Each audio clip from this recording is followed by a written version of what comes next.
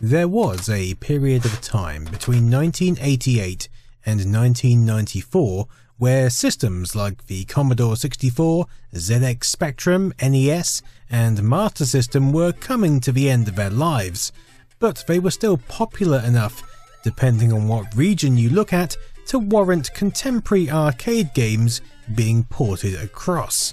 Great, you might say. Home ports are amazing. They allow an arcade experience in the home. But this is an era of juxtaposition. It was also a time of fighting games, games like Final Fight, Pit Fighter, Street Fighter and Mortal Kombat. Chunky sprites, detailed backgrounds, fast movement and spot-on effects. This resulted in a visceral sensation of actually being a part of the fight, and it was great. But this was also an era of God being in the graphics. If a home port looked like the arcade original, if the screenshots on the back of a box sealed the deal, then it was near as damn it the arcade game. The problem was none of these features translated well to 8-bit platforms. Fast fighting action, detailed graphics, chunky sprites, and so looking the part wasn't always beneficial to the player. And so we got this.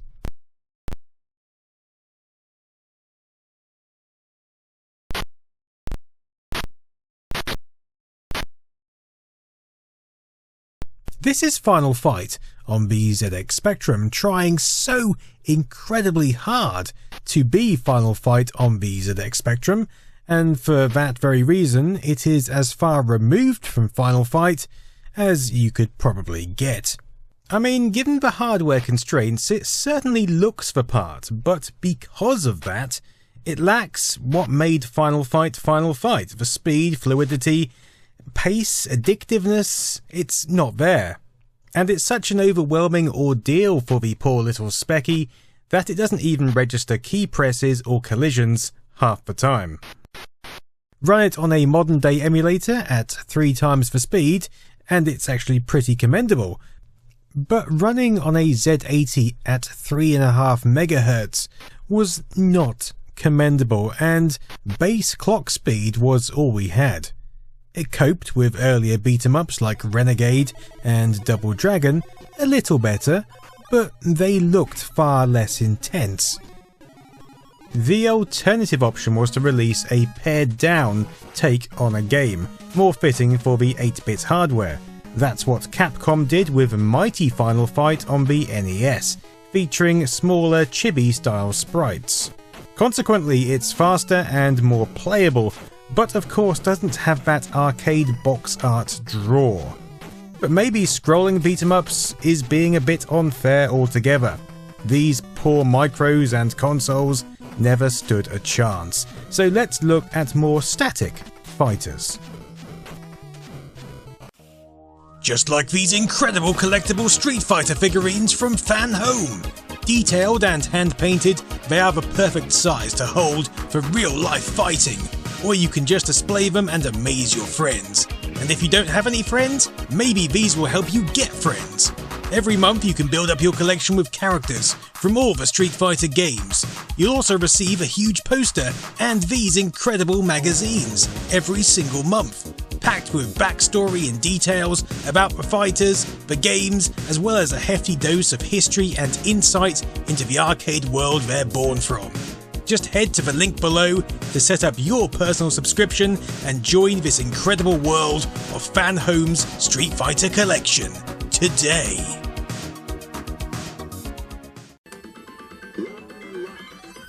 Okay, so the original Street Fighter isn't the greatest arcade experience, but it was something new, and it arrived at the perfect time for 8-bit micros, whose selection of fighters, apart from Barbarian and a few karate-based games, wasn't great. So Street Fighter shook up the scene, if a little less vigorously than its sequel, and even with 1987 arcade hardware, it's on the very limits of what an 8-bit micro could even begin to replicate. For that reason, we'll use it as a benchmark for the horror shows to come, because actually, this works reasonably well. The ZX Spectrum version, programmed by Tiertex, although lacking colour, has large defined sprites that move at an almost reasonable pace. I mean, there are very few frames of animation, but you can make out that Ryu is Ryu and they get the job done. The gameplay is pretty dull and cumbersome, and the AI is akin to fighting a slug, but it almost holds together as a playable game. You know, if you really wanted to, you could get through it. I'll be honest though, that's the best version. The Amiga and Atari ST versions are somehow worse in almost every way. And the Commodore 64 version? Well, there are two versions for the C64, one developed for North America, the other for Europe. But they were both so dreadful that US Gold included them on both sides of the same cassette to try and appease buyers somewhat. So when Pit Fighter burst onto the scene in 1990, it blew most of the competition away, being one of the first to use actual digitised fighters and a zooming camera action. It was technically miles ahead of anything else.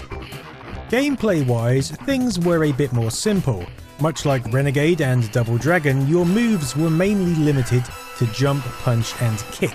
But being able to interact with your environment was an added bonus that gave the gameplay enough variety to keep you enthused. So then, for the home ports, it was clearly imperative to keep as much of the impressive technical elements as possible, and you can imagine how that turned out on the ZX Spectrum.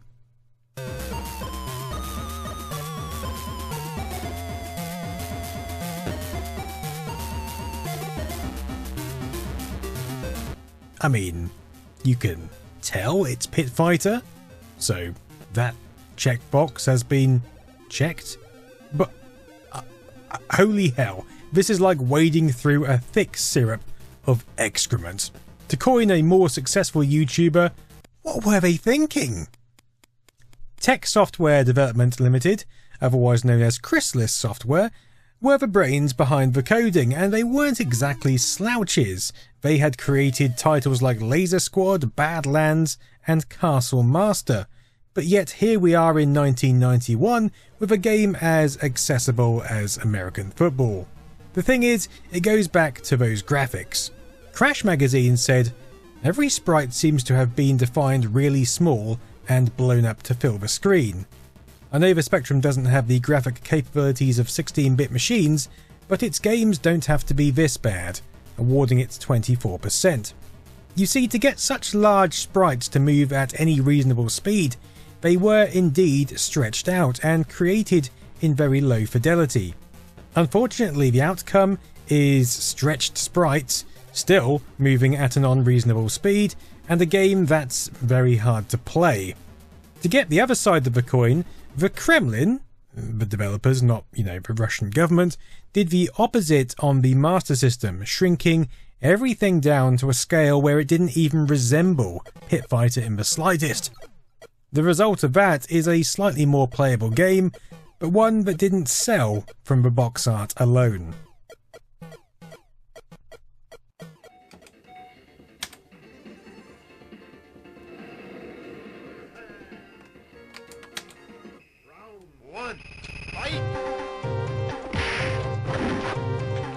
It's absolutely staggering what a few years can bring.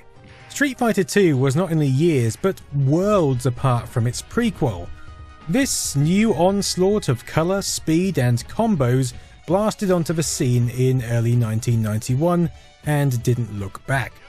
The problem, of course, was the game had now advanced way past the original in terms of colours, graphics, sound, speed, playable characters, move, gameplay, pretty much everything, and given Tiertex had a hard enough time packing the first one in, this was surely an impossible task.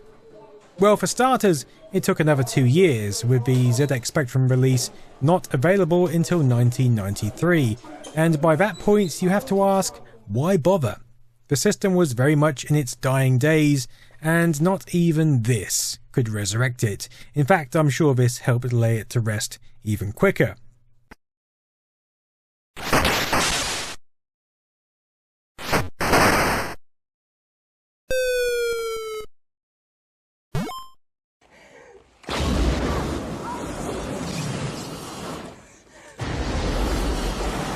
But this simple fact also meant that the last remaining Spectrum magazines commended any new games, especially big names like this, like it was better than sliced bread.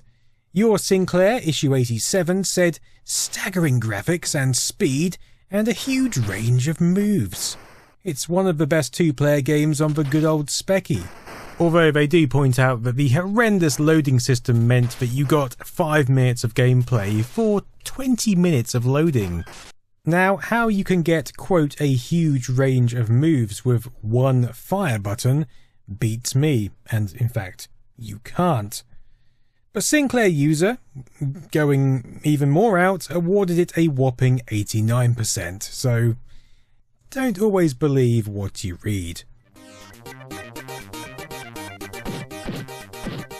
The Spectrum version was developed again by Tiertex, but other home ports, including Amiga, ST and DOS, were developed by Creative Materials, and even though those platforms aren't exactly inappropriate for the game, they're still pretty bad examples. The Commodore 64 version is undoubtedly the worst. I've even made a dedicated video about it. It's not helped by the C64's lower resolution, but that could be forgiven if gameplay was any good. Unfortunately, it's not. It plays about as well as a badly chopped onion. You only have to look at the Game Boy version developed by Sunnel to realise that cramming a fighter of this nature is indeed possible on limited hardware. You just have to make the right sacrifices. In this case, with only 2 buttons, strength is determined by how long you hold down the trigger for, rather than complex combinations. It's fully pared down for the hardware, and because of that, it works. The Famicom, the Japanese NES, would receive an unlicensed version in 1992, developed by Hummer Team and published by Kodisoft. And it's pretty abysmal, so you can understand why Nintendo wouldn't want it on their platform, given how spectacular the SNES version was. It might detract for all the wrong reasons. But Tectoy would actually release their own Brazil exclusive version in 1997 for the Master System. Here the game has been pared down to remove elements like combinations, and it's only single player, arguably removing the most fun element. But those sacrifices mean it still plays well, and for an 8-bit console, it looks phenomenal.